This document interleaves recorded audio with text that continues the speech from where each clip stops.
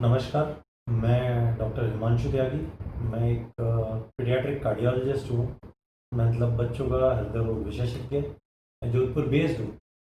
मैं आप सबसे काफ़ी चीज़ों के बारे में मतलब मिल चुका हूँ, हार्ट के बारे में और हार्ट के मशीन्स के बारे में, कैथ लैब के बारे में। लेकिन आज मैं एक ऐसी चीज़ को लेके आया हूँ क्योंकि एक मैंने रिसेंटली एक वीडियो देखा जो काफ़ी वायरल हुआ। ये ऐसा किया तू टेम्परेचर सेट कर, इधर हाथ लगाना, आता है ना हाथ लगाने को। ईसीजी रिकॉर्डिंग है कि तू पहले हाथ लगा, उसका टेम्परेचर चेक कर बॉडी का। आप समझते नहीं टेम्परेचर चेक कर बॉडी का, बॉडी टेम्परेचर चेक कर। हम लोग भी हाँ, गर्मी है टेम्परेचर हॉस्पिटल चालू कर, तू ये मशीन चालू कर पहले जा। चल बाकी का बाद में मैं देखूंगा। उस वायरल वीडियो में एक डॉक्टर हैं जो आईसीयू में हैं, जो पीपीई किट मतलब कोरोना का टाइम चल रहा है तो उन्होंने एक पीपी किट डाली हुई है और एक पेशेंट की शायद उन्होंने डेथ डिक्लेयर की है पेशेंट के रिलेटिव्स को, मतलब मरीज के परिजनों को। वो मरीज के परिजन हैं या उसके दोस्त हैं, वो बार बार डॉक्टर से ऐसे बोल रहे हैं कि ये इसकी मृत्यु नहीं हुई है, इसको वेंटिलेटर पे लगाओ, तो इसको देखो सांस चल रही है, देखो पेशेंट का शरीर गर्म है। देखिए, डॉक्टर जब भी डेथ डिक्लेयर करता है तो बहुत ऐसी सारी चीज़ों को ध्यान में रख के करता है। उसकी धड़कन बंद हो गई है क्या, उसके ईसीजी में फ्लैट लाइन मतलब सीधी लाइन आ गई है क्या, जब वो कंफर्म करता है तभी वो डेथ को डिक्लेयर करता है। तो मैं आपसे यही बोलना चाहता हूँ कि ये जो मैं अब आपको आगे बताने जा रहा हूँ, क्योंकि हमें जनरल लोगों को मतलब हमारी जनरल पॉपुलेशन को, शायद मेरे घर में भी मेरे माता पिता को, मेरे भाई बहनों को जो डॉक्टर नहीं है, किसी को भी वेंटिलेटर के बारे में, डेथ क्या होती है, डेथ कैसे हम डिक्लेयर करते हैं, उस सब के बारे में कुछ भी पता नहीं है। तो इसी को सोचते हुए और ये भ्रांतियों को दूर करते हुए मैं आपके लिए ये एक इन्फॉर्मेशन लाया हूँ जो कि अब आप आगे देखेंगे।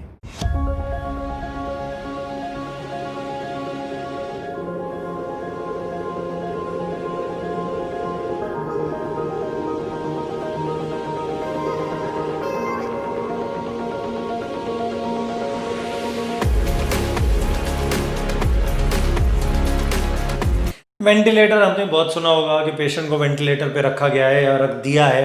बहुत सारी अलग अलग भ्रांतियां इस मशीन के बारे में हैं। ये बहुत ही सबसे बड़ा आविष्कार मानता हूं मैं, साइंस का, मेडिकल का, डॉक्टर्स के लिए वरदान है ये।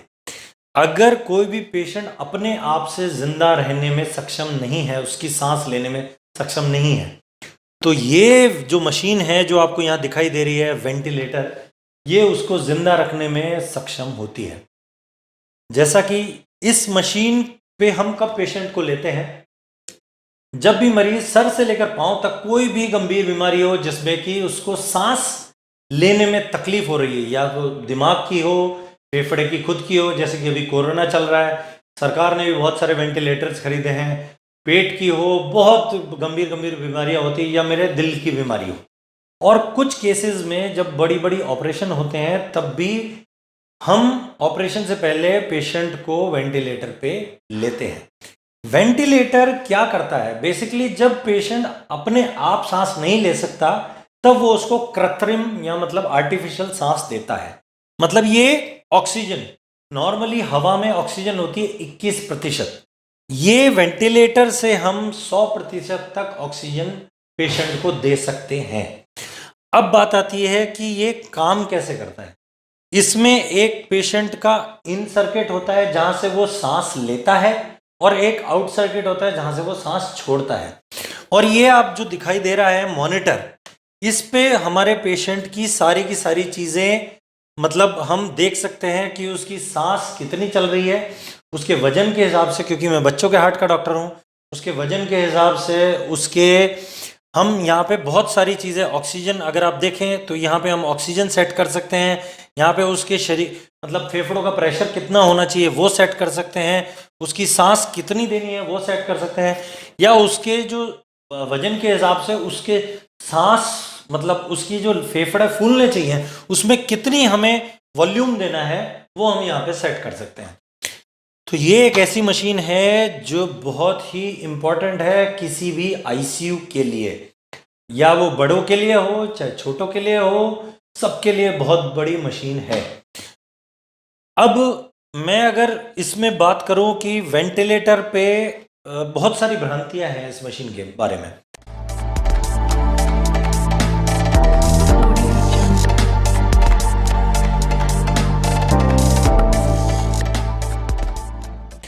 लोग बोलते हैं कुछ चीज़ों में, कुछ अखबार में, कभी कुछ सोशल मीडिया पे मतलब फेक न्यूज़ चलती रहती हैं कि पेशेंट को मृत्यु होने के बाद भी वेंटिलेटर पे रख दिया गया।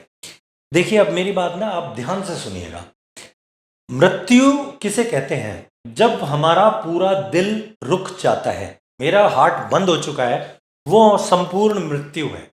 अगर वो मृत्यु होने के बाद भी पेशेंट वेंटिलेटर पे होता है तो उसकी सांस तो चलेगी, लेकिन उसकी धड़कन नहीं चल रही होगी। और वो धड़कन देखने के लिए ये मॉनिटर होता है। इस मॉनिटर को अगर मैं चालू करूं, अभी मॉनिटर चालू होने में टाइम लगेगा। इस मॉनिटर से हम पेशेंट की धड़कन कितनी चल रही है वो देख सकते हैं। इस मॉनिटर पे हम पेशेंट की ब्लड प्रेशर कितना चल रहा है वो देख सकते हैं। हम ये देख सकते हैं कि उसके शरीर में ऑक्सीजन का प्रमाण कितना चल रहा है। हम उसकी ईसीजी यहाँ पे डायरेक्टली लगा के देख सकते हैं। अगर आप इसमें बहुत सारी चीज़ें आपको दिखेंगी। यहाँ पे ये ऑक्सीजन का दिखेगा, यहाँ पे ईसीजी दिखता है, फिर बीपी भी दिख सकता है। तो मेरा कहने का मतलब है कि पेशेंट की अगर ये मॉनिटर सारी चीज़ बता देता है पेशेंट के बारे में, तो पेशेंट का अगर दिल रुक गया है तो इस पे भी रुकी हुई ही ये लाइन आएगी। यहाँ पे ऑक्सीजन का कुछ नहीं आएगा और उसका बीपी भी रिकॉर्ड नहीं होगा। तो ये कहना कि मरने के बाद भी पेशेंट को रख दिया गया है तो वो सही नहीं है। अच्छा, अब मैं आपसे एक और बात करना चाहूँगा कि मरना के बाद में शरीर में एक चीज़ होती है, हमारी भाषा में, मेडिकल भाषा में उसको बोला जाता है राइगर मॉर्टिस। मतलब अगर किसी का हार्ट रुक जाए तो मेरे शरीर, हार्ट क्या करता है, पूरे शरीर में ब्लड प्रवाहित करता है। अगर मेरा हार्ट रुक गया तो मेरे पूरे शरीर में खून प्रवाहित नहीं होगा। तो मेरे जो शरीर के अंदर अकड़न आ जाएगी और कुछ ऐसे परिवर्तन आ जाएगा कि जो मैं उसको नॉर्मल नहीं कर सकता। लेकिन अगर मेरा हार्ट काम करता रहे तो मेरा शरीर ज़्यादातर अकड़ता नहीं है, मेरे हाथ पैर चलते रहेंगे पेशेंट के। तो राइगर मॉर्टिस होता है कंप्लीट मृत्यु, और वो मृत्यु के 1-2 घंटे के अंदर आना चालू हो जाता है।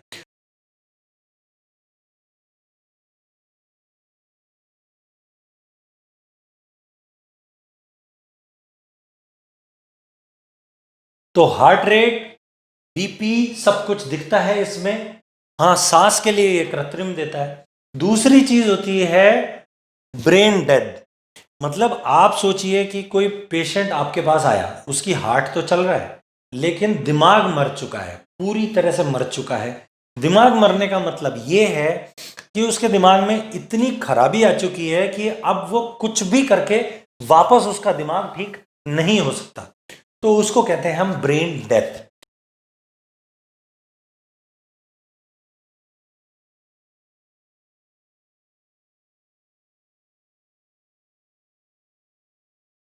आप इसको समझिएगा बहुत अच्छे से। राइगर मॉर्टिस, पेशेंट पूरी तरह से मर चुका है और उसको शरीर में चेंजेस भी आने लगे हैं, अकड़न, तो उसका कुछ नहीं कर सकता। ब्रेन डेथ में ब्रेन मर चुका है, उस केस में भी, लेकिन हार्ट कई बार उन पेशेंट्स का चलता रहता है, धड़कन चलती रहती है। तब एक ईईजी नाम की चीज होती है, उसको कराया जाता है। जो मेरे ब्रेन की तरंगे हैं वो ईईजी नापता है, और अगर उन तरंगों में कुछ हलचल नहीं दिखती है तो ब्रेन डेथ बोल दिया जाता है। बहुत सारी शरीर के अंदर भी आंखों की पुतलियां चौड़ी हो जाना और बहुत सारी ऐसी चीज़ें होती हैं जो हमें ये भी बताती है कि ब्रेन डेथ हो चुका है। अगर ब्रेन डेथ हो जाए तो मरीज से ये बोला जाता है कि पेशेंट का ब्रेन जो है वो मर चुका है, हम कुछ भी कोशिश करें तो अब वो वापस नहीं आएगा। धड़कन चलती रहेगी, वेंटिलेटर पे जब तक रहेंगे पेशेंट जिंदा रहेगा। तो पेशेंट के रिलेटिव्स को ये, मतलब उसके जो अभिभावक हैं या उसके जो साथ आए हैं, उनको ये चॉइस दी जाती है कि अब आप लेके जाना चाहें तो पेशेंट को लेके जा सकते हैं, क्योंकि ब्रेन डेथ के बाद में बहुत ज़्यादा कुछ डॉक्टर भी नहीं कर सकता। तीसरी चीज़ होती है कोमा।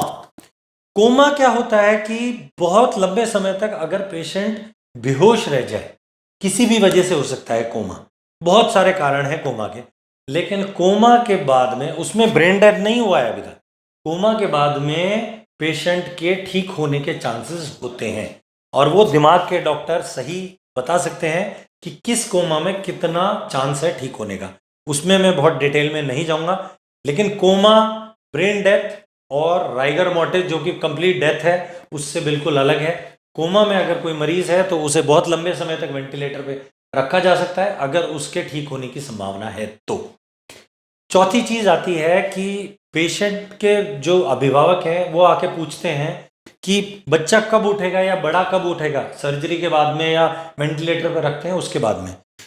देखिए, जब भी हम वेंटिलेटर पे किसी पेशेंट को रखते हैं तो उस टाइम पे उसके सांस की नली में, जहां से मेरी सांस अंदर जाती है, उसमें एक ट्यूब डली होती है जिसको हम अंग्रेजी भाषा में, मेडिकल भाषा में एंडोट्रेकियल ट्यूब बोलते हैं।